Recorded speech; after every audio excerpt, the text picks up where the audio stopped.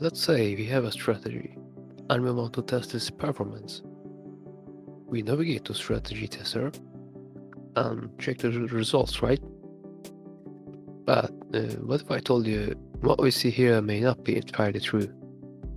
Today, in this video, we will dive deeper into TradingView's strategy tester.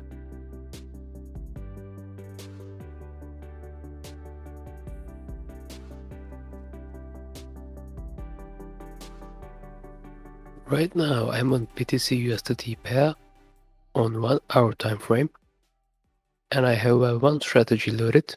First of all, this is not a real strategy. It trades only one time, created only for this topic, and it shows us a profit. Well, let's check the bar. Since we don't know the intra-bar movements of the price, we only know the boundaries.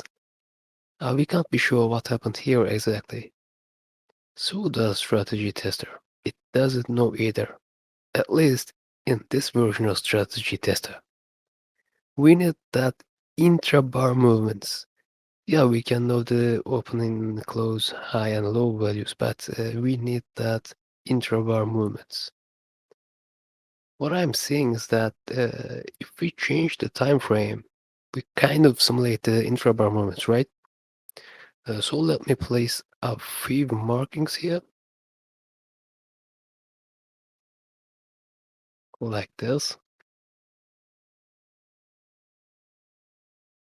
One at the start of the interval and one at the end. One at the entry price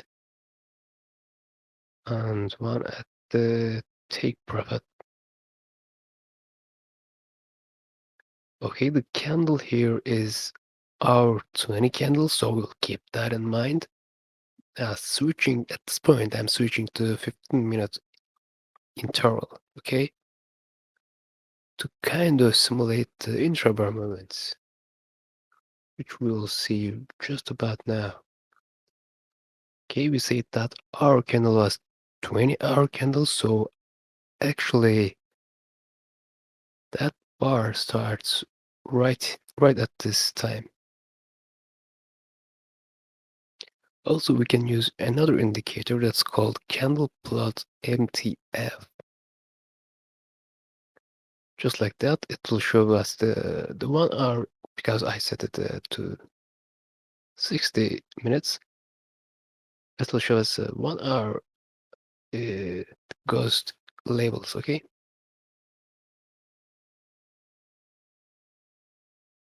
Since it's 20-hour candle, it's responsible for hour 20 to 21. So our interval is actually here. As we can see, we bought from the future at this price actually, and sold in the past at this price. It's impossible.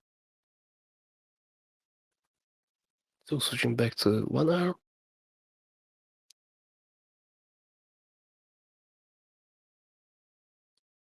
Well, this is only one trade, but there are tons of strategies who trade for like 100, for 400 trades, and we can't be sure how many times that this kind of situation happened in that strategy.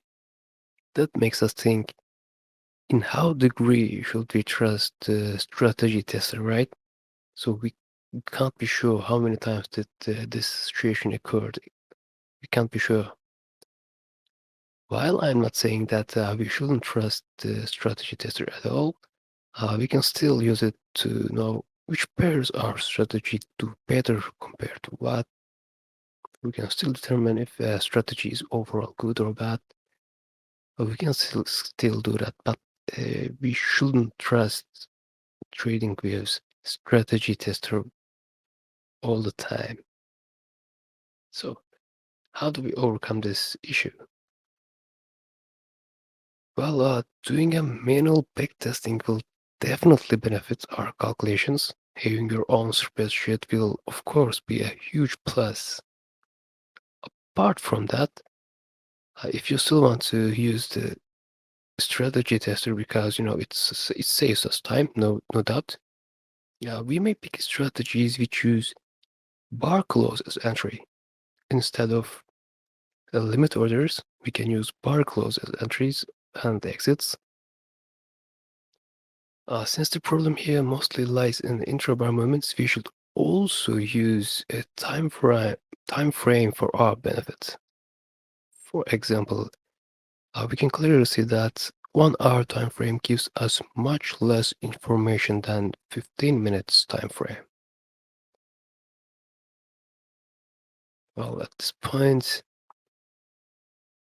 that's all I can say. Have a great week ahead.